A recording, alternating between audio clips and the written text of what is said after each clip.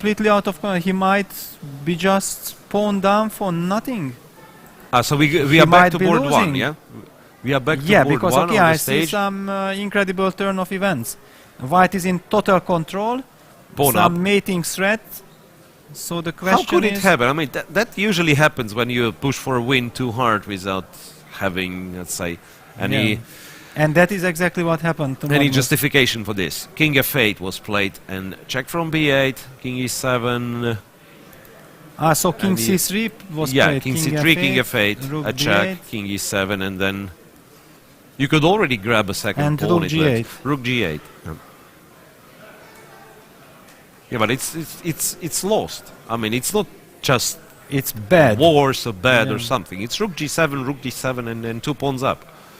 Rook d3 check, but then, yeah, then I suppose you are getting mated. I mean, after this rook g7, rook b3 check. So what's after king a4? Well, maybe nothing, but psychologically still it feels a bit awkward too.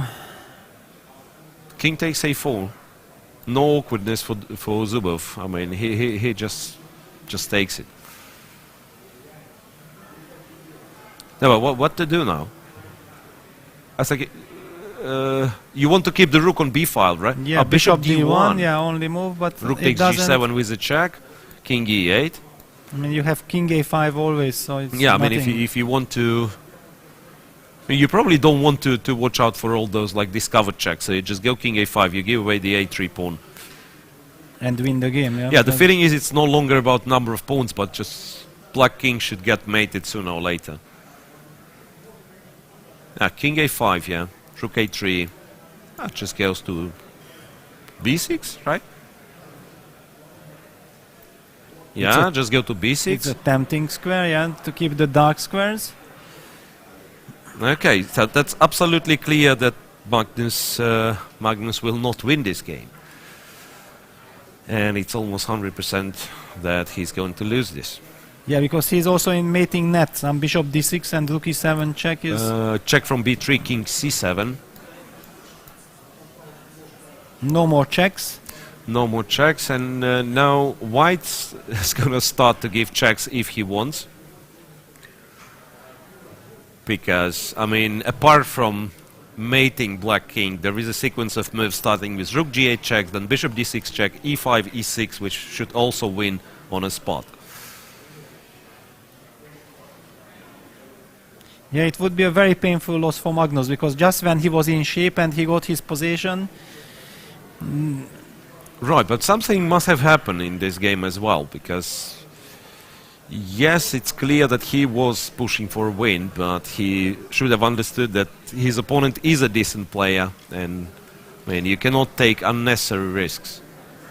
So knight g4 was played, and bishop d4, very modest move. Yeah, but just keeping everything under control. Yeah. And the threat is to go bishop c5, as far as I understand.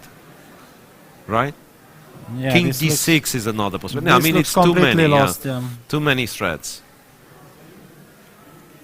Yeah, well, actually, bishop on d4 is really nicely placed, because king d6 and then the bishop both covers the d file as well as the b6 square, so no checks with the rook. Black has played rook b5 yeah. and king d6. Yeah, so mate in 1 is threatening. Wait, what? Bishop b3 covering g8. Yeah, okay, still fighting. But now you can also go knight e6 practically if you want. But you don't want. But basically knight e6 also forces a resignation. Uh-huh. But rook a7.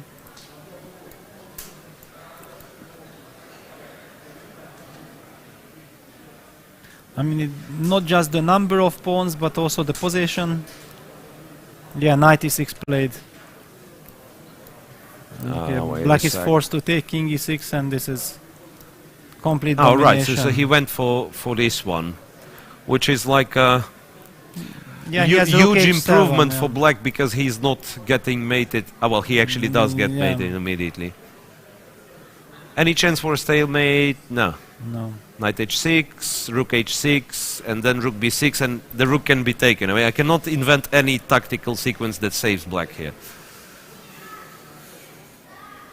Okay, rook e8 check is there actually. Yeah, completely I think forgotten. Magnus's problem was that Zubov had little time and he felt obliged to try to play, and he resigns. Okay, he resigns, which, well...